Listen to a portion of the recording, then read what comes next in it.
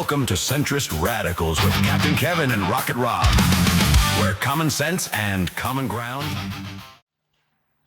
Hello, folks, and welcome back to the Centrist Radicals podcast. I'm here, host Captain Kev. I'm here with Rocket Rob. How you doing today, Rocket Rob? Doing great. How you doing today, Kev? Oh, dude, fantastic. Getting better. I'd be twins.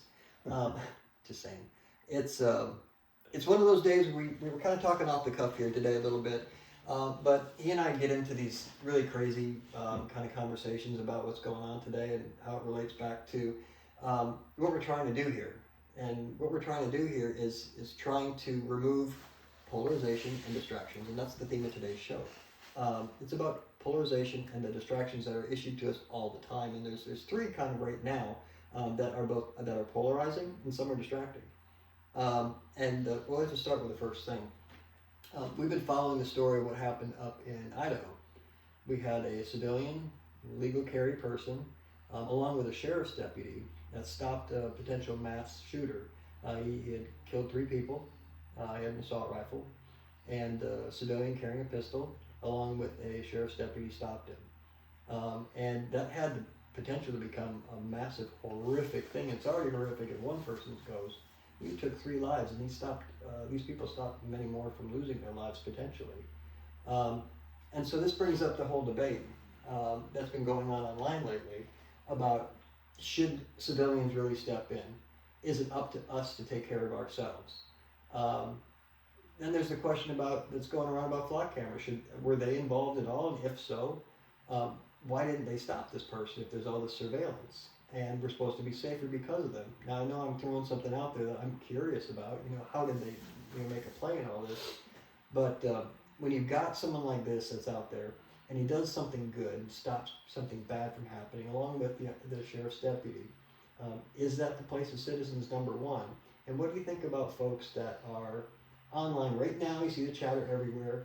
See, this is why we got to stop assault rifles. This is why we got to stop this. This is why you shouldn't have guns. Well, it wasn't an assault rifle that stopped the assault rifle. It was the little pistol. So I think we're displacing. You think that's a distraction? I think everything's a distraction, Kev. What do I think of next? One of the things I like to do when I read all these articles, and I read 3, 4, 5 hours a day, I love going to the comment sections, because that's where I take the pulse of America. Like, which way does the wind blow? How does the crowd go on this particular topic? Or how many bots are involved? How many PSYOPs agents are involved?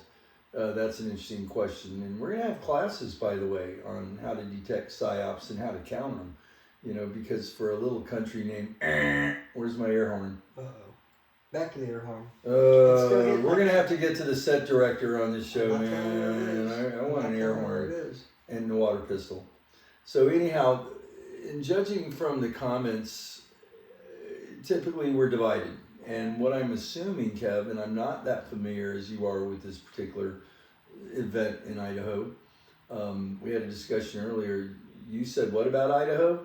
Well, it doesn't exist. We all know that. But I watched a movie with Keanu Reeves called My Own Private Idaho. So is it flat? No, it's imaginary. It's in his mind. It's like Fight Club. Oh, see, here we go. Paul, you're supposed to put that on vibrate. I'm gonna fix this. You bushwhacked me for a second show. Here we are. So continuing on, I think everything's for show and everything's for distraction. And I would say the first thing you have to do is go to the comments and see which way the wind's blowing, and first determine, is it going to be another Second Amendment rights issue where they're arguing, well, you shouldn't have guns? Is it going to be about vigilantism? About, well, Americans with guns can be a dangerous thing. Is it going to be about flock cameras? That why didn't the flock camera catch the guy before he killed 3 people and killed himself? That's right. The information you gave me. Right. My question is, are we too early to comment on this show? Because we don't know, like the Kirk case, Charlie Kirk's murder, for example, all the twists and turns on that show, on that Dog and Pony show, where it's going to go and where it's going to lead. And so I think ultimately the thing in Idaho, is it really even a thing? Is it staged? Is it a stage show? That's my first thing. Well, before we get too deeply into that side of it, we want to let the families of the victims know that we're thinking of them. That's number one. Number two, we don't know anything about the shooter yet. We're still learning. Things are coming to light. Whether it's a disturbed individual, somebody who worked with an agency somewhere, someone coordinating with somebody. We don't know any of this. We don't know why this distraction took place or why lives had to be lost over it. Yeah, well, was it a Jewish Muslim? Was it a trans person who is a conservative? I mean, who's the shooter? Do we know anything about the shooter yet? Why do you bring that up? Do you feel like that they've been influenced by one of those groups? Have they been Have they been brainwashed by one of those groups? Are they Manchurian Candidate type? So you're not saying that trans people are predisposed to killing somebody. It's more of the groups that are handling them. I think they're predisposed to wearing clothes of another gender, but I don't know that they're predisposed to kill either. I think that would be maybe a fallacy, but then again, I'm not an expert in the subject matter with that. Yeah, 10-4, I get that. To me, this boils down to obviously honoring what's going on with those families that lost loved ones, and grateful for good citizens out there that are self-reliant, and that's where the centrist people are. We're self-reliant folks. But there's this overarching issue that seems to get missed out on all this, and that's that's our rights, right? So the Second Amendment says that we can bear arms. Well, then we got the Fourth Amendment too, and that's what people are bringing up to say, well, flock cameras shouldn't be anywhere because they violate our Fourth Amendment. While other people say, no, it's safer. So on one hand, we've got, yes, let's defend 2A for guns, but let's not defend 4A.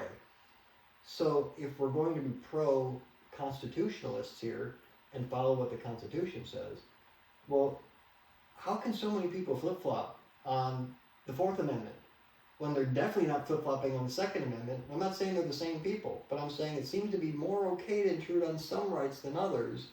So is this the purpose of these distractions and all these little shiny objects out there?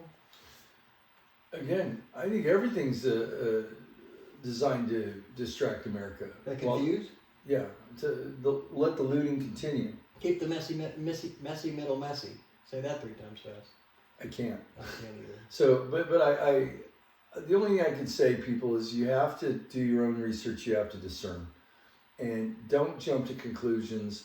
Study other angles, study other sources. You know, one media source may say one thing and another media source may say another. You know, during 9/11, I believe it was ABC, I can't remember the name of the reporter, famous reporter, talking about explosions in the Twin Towers. And they cut that, and we got to find it in the Wayback Machine, I guess. Because they didn't want that, whoever framed the narrative, they don't want that out there, and thusly it's hidden. So, yeah, my heart goes out to any families that are affected through any shooting. Okay, right. But on the same token, did the shooting even exist? We'll find out. I guess if somebody told you it exists in your mind. That's a good point, and that's why you got to be informed. Luckily, we've got Mr. Dan Beasley, who's going to be on scene in Idaho here shortly. We'll follow up with another broadcast there later, and I'll include him on that too, because Dan Beasley, for those of you who don't know, he travels around the country with a life-size cross, same wood, same size, same weight, same everything, and he was requested by the families to come out and kind of spend time with them at the memorial. So he's touched base. We'll have him on with a brief live. So you can see something from him later about what's going on there. And we can all lay eyes on it together, because I haven't had that through view myself, and I'm looking forward to learning more. But let's shift gears real quick. We're talking about shiny objects. We're talking about distractions. And lately, one of the biggest distractions that's going on out there has been a certain guy by the name of Fauci. You know I'm talking about, don't believe that. You don't. You know. Fauci worked for Republicans. Fauci works for Democrats. He's worked for both administrations. So some might say his credentials are centrist. He doesn't favor either party. I think that's a load of BS. I think we've seen what's come to light We all can make our own decisions about what he's done right or wrong. But the overall thing is here, this was done for a purpose. And these distractions we keep getting pull us off topics like this that are important. Topics like this that are actually real, that have teeth, that affected people. I mean, heck, there's someone that we know now that's got alpha-gal. And that's Gates. It sounds like he was playing with that stuff with the whole meat allergy thing back in the day, and now it's here. Well, Fauci has been playing with something else for a long time. They're of the same ilk. Now, Fauci, getting back to the centrist point, he's not really centrist, is he? I think Fauci's for Fauci. Yeah. You know, again, do your homework, do your research. Don't listen to me. Do your homework. I'm just a dot connector, everybody. Okay. Fauci, I think, was working with the CIA, is my humble opinion. No, that's on record. Is he was working with the CIA on his messaging. That was in his diary that they brought out. And I was traveling the world when we had the first outbreak. And shortly after the outbreak, I go to Colombia and I'm at the international airport. I think it was in Barranquilla. And there was already a vending machine. This was weeks later, a vending machine outside the airport. And it was, guess what? It was a COVID vending machine to sell COVID-related protection products, you know, like hand gels and masks and PPE. Anal swabs, I don't know, you know, whatever this thing. And I'm thinking, you know, to get a vending machine inside of an international airport should have taken 6 months to a year to get through the contract barrier, to get through all the various levels of compliance and committees and managers and decision makers. It was there within days, literally, from when this whole thing blew. And that was my first aha moment, like, there's something not right about this, because I'm affected, you know, going through having to have my little tests, you know, the little nose swab and wait for those results, and you got to be, the test has to be within a certain amount of days from when you take your flight, and there's a laundry list of rules, and it was a mess at the airports, just a mess.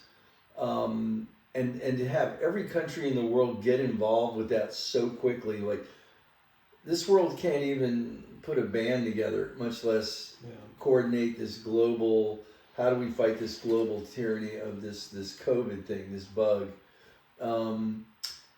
And I harken back to, I started doing more research, because that's what I like to do, is connect dots. And I come across an article about the Wuhan military games, the World Military Games. You familiar with that? Yeah. We came in, what place did we come in, do you remember? I don't remember. It's in Wikipedia. Google up 2019 Wuhan International Military Games. We came in, the United States military came in 37th place. Oh. Namibia or Zimbabwe, some little tiny little African country whooped our butt in the medal count. Out of 70-something countries, In the Wuhan Games? The Wuhan International Military Olympics Games. In Wuhan, of all places, you know, where the fish market was involved, the seafood market, you know, where the monkey. Yeah. The wet market. So apparently our soldiers, maybe they were infected, maybe they were biological weapon carriers, I don't know. Since when does the United States come in 37th place in any Olympiad or anything international sports in the last 100 years? It doesn't square. Not a bit. Yeah. And so I don't know. I think everything's a distraction. I think Rand Paul, he's going tough against Fauci. I think it's a dog and pony show. Rand Paul broke my heart when I found out he was taking AIPAC money and that he was supporting some other issue that I wasn't very happy he was supporting. So Rand Paul, I'm sorry, you're kind of a traitor too, along with a bunch of your buddies up there. 95% of Congress are traitors, in my humble opinion. What else would you like to talk about? Opened a can of worms there, didn't I? I'm going to federal prison very quickly. Go ahead. Okay, yeah, you just went ahead and got everybody. Yeah. I'm in a mood today. Well, I think we all have our own opinions on Fauci for sure, and none of them are good. Just before we wrap that up, you said something there, And it was about Rand Paul, and it wasn't about him being a traitor or anything. That didn't bother me. Politicians are politicians. We should be able to call them whatever we want to. But what he did was he did what any politician would do. It wasn't so much to seek the problem as to expose the problem, not fixing it, exposing it. Because exposing it has political gains to it. And it's like somebody that goes into a disaster area and uses the disaster for their own benefit. And one of the biggest human disasters we've had in this world, not country, world, was COVID-19. And that was a disaster. So if anybody makes gains because of this disaster, they're nothing more than cheap, dirty grifters. Yes. And I have no time for that. Yes. Okay, we'll leave that there for a second. Let's talk about, because that is the main topic, right? The main topic is the thing. The thing is what's going on in that situation. Is a real thing happened, and don't look too close, folks. The shiny little thing. Right. Let's use it for political stuff. Let's make you guys fight each other with it. It's what they've done for years. So that's the thing let's say this is the thing they're trying to distract us from. Focusing on what really is. So on one end, we've got a shooting that happens that they used as a distraction piece. A thing that affected people, hurt people, but distracted people from a bigger thing in their political mind. Fauci, just like Ron Paul, they're all politicians. They're not the American center. Ron Paul or Rand Paul? There's a big difference. Rand Paul, sorry. Rand Yes. Paul. Misspoke. Yeah. Let's put a bookend on the other end with another distraction. Because there's distractions of all types. So we've got something that's happening in the news that can distract us from a bigger issue. Mm-hmm. But then we've got things that are made into news that aren't really news. And I'm talking about the whole pool liner thing and the reflecting pool that Trump did, and how that became such a polarizing thing, like we've been talking about. Polarizing and distractions are real, and a pool liner, a fixing of a reflecting pool, whatever you want to call it, people decided they were going to stake a claim on each side of that. Oh, I think it's great the way it is, dirty and old. I think it looks better all renewed and Trumpified. And I'm not saying that as a plus. They don't have to be Trumpified and gold gilded to be nice. It can just be cleaned up. So there's an in-between there that I think all of us would have done instead of the Trump extreme or nothing at all. There's something in the middle, right? But that became a huge distraction. And it carried over to today. We got Janine Pirro deciding not to go after the guy that supposedly ripped a pool liner or whatever it was. And now that's big in the news. Why is that even news? How many children died in Gaza today for genocidal purposes? I think that's why we have all these bright, shiny objects and glittery things. And, whoa, look over here, look over there. Guys, the anatomy of a scam is this. If you remember the movie with Paul Newman and Robert Redford, The Sting. You remember that movie? I still have Brewster's Millions in my head, but none of the above. Not as good as The Sting. Yeah. Every good scam has a basis of element of truth to it. They set up a fake like radio announcer calling a race I remember this to one. guide the race to collect the money because they thought that this one horse had won, when in reality they did this before the race even started and came in on the real show. And they got all this guy's cash, briefcases full of cash, and the mobster loses all his money. The moral of the story is the scam artists are going to use a little bit of truth to make their story believable. If you, the people out there, want to continue being scammed, first of all, look for the scintilla of truth, then look at motive. Motive. That's a key. Motive. Yeah. Where's the money? Who's getting the money? Who's going to make money on this thing? Who had the opportunity? Look at opportunity. So you look at motive, you look at opportunity, you look at elements of truth scattered with elements of lies.